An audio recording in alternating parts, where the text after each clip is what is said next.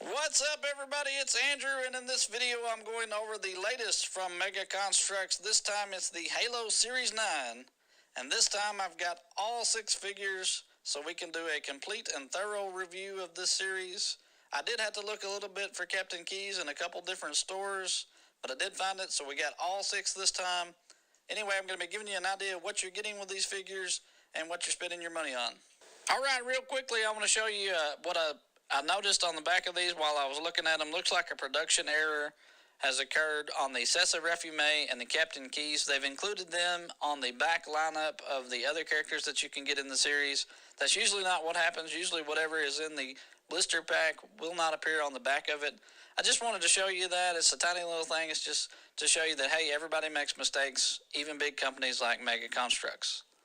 Alright, first up is our generic Spartan Soldier. It's all white with red detailing. It comes with the beam rifle printed in the alpha skin on both sides.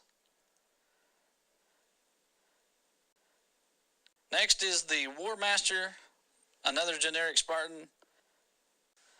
And he comes with a scopeless DMR, and I believe that's the Monstros printing on the DMR there. Next up is the universally beloved Spartan George O from Halo Reach. He's updated with new paint applications, and he comes with a backpack and a detached machine gun turret. Alright, next up is the ODST Graves from Fireteam Raven, another named character, and he comes with the updated assault rifle with some white detailing on the end of the barrel. Next is Sesa Refumee, whatever. Let's just call him the Elite Ranger Heretic from Halo 2. He comes with 2 plasma rifles and a thruster pack. And finally, we have the elusive Captain Keys from Halo Combat Evolved. And he comes with a removable flood biomass and the Magnum pistol with some chrome detailing. Alright, now that that's out of the way, I can show you a little bit more hands-on with the figures. Again, we have all of their names printed on their display bases. We're going to start over here with the Spartan Soldier. I'm not a huge fan of this armor variant, but I do like what they did with this one. They've got some excellent contrasting with the white and the red. Good stamps. The printings are clean and clear. And you got to love that beam rifle. It's just really stands out and has a good look to it. A little bit of problem with the shoulder armor is just a little bit loose, but it's not too bad. And I think they did an excellent job with this figure for it being just a regular generic figure. Alright, the next no-name figure is the Spartan War Master armor variant that first appeared around in Halo 4, noted for its versatility. And it comes with a DMR with an alligator printed on both sides. And this is a pretty good character overall for a no-name character. All of the printing that they've done here, the secondary printing, is pretty good. There is a little bit of problem with on the chest armor on the back. You can see that here is just a slightly off-center, and there's a little bit of smudging on the right. So, anyway, a pretty decent figure. Probably not the most desirable figure, but still.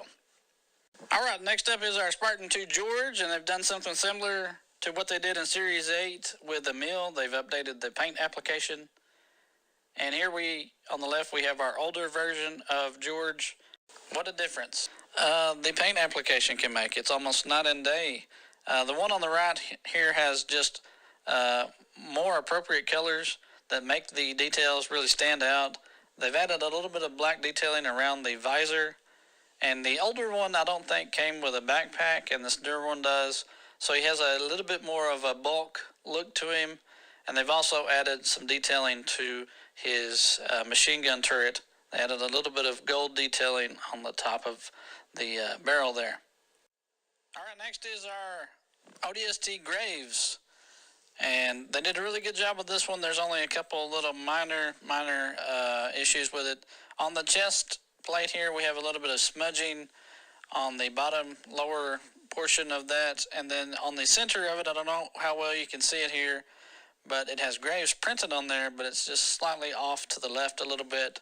Not a big deal, it's just something that I probably should have looked at. They had a couple of these at the store, and I think if I'd have known that it had a printing there, I would have probably tried to pick the better one of those.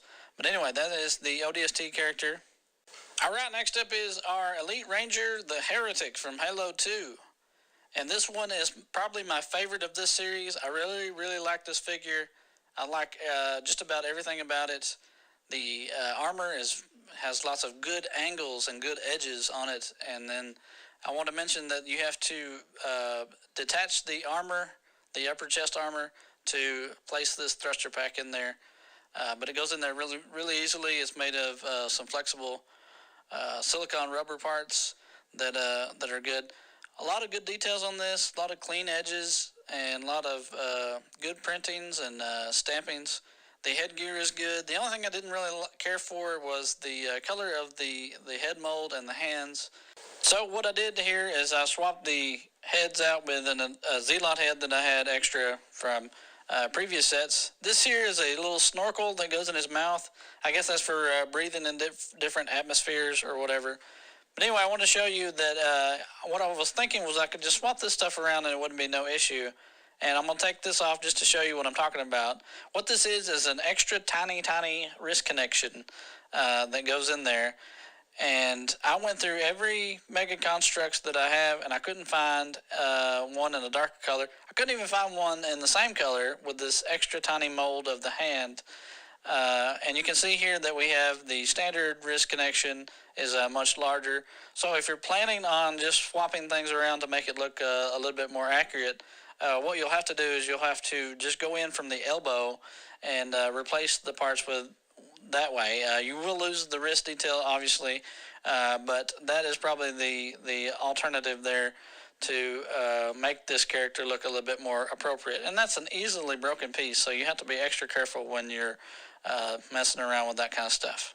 Alright, the last figure from Series 9 is the Captain Keyes figure, one that I've been trying to get a hold of for a long time. He's still got his flood biomass on him, and we're going to take that off and let you get a good look at what's underneath it. And this is like a real squishy type silicone material, very similar to what the flood infection forms are made out of from the Casano Cyclops raid set. It's just a really squishy type material, and it's always a win to get anything that is flood related, at least to me. All right, moving on to the figure, we got our pistol here. It's just pretty generic. It's nothing too extravagant there. The complaint I have about the Keyes character is his hair color is just a little bit off. It should be a grayer color, but the head mold is good and everything else is good on it. On the upper torso, you can see Keyes clearly printed out there, and he has some combination medals there as well.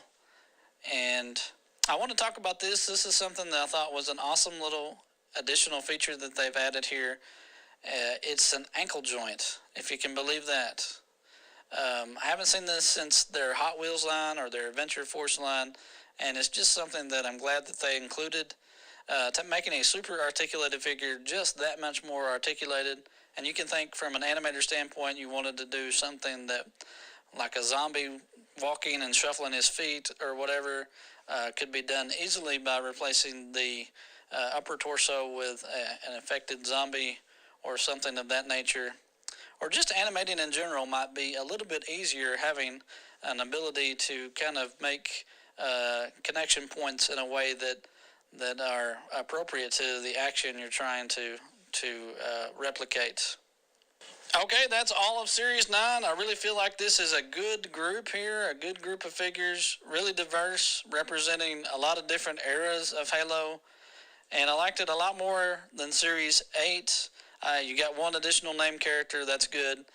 I do have a quick little update I want to give you, just real quick. I did get the Fire Recruit, the Flame Recruit from Series 8. I had to order it from Amazon, which I really hate doing. I never know what you're going to get, what condition it's going to show up in. But I did get it, so I can finally sleep at night knowing that I have all of Series 8 completed. It comes with a submachine gun. I really wish they'd included an additional submachine gun. That would have been nice for some dual wielding action. The only problem I have with this one was the shoulder armor was a little bit loose, which was evident in a couple of the figures from Series 8. Let me know if you had a similar problem with that, where the armor is just not quite on there securely from Series 8, or if you got this character and had a similar issue with that. I would like to know, just to see if maybe I just got a bad batch, or my store got a bad batch of them. Anyway, that's all I got for you guys. I'm Andrew, and until next time.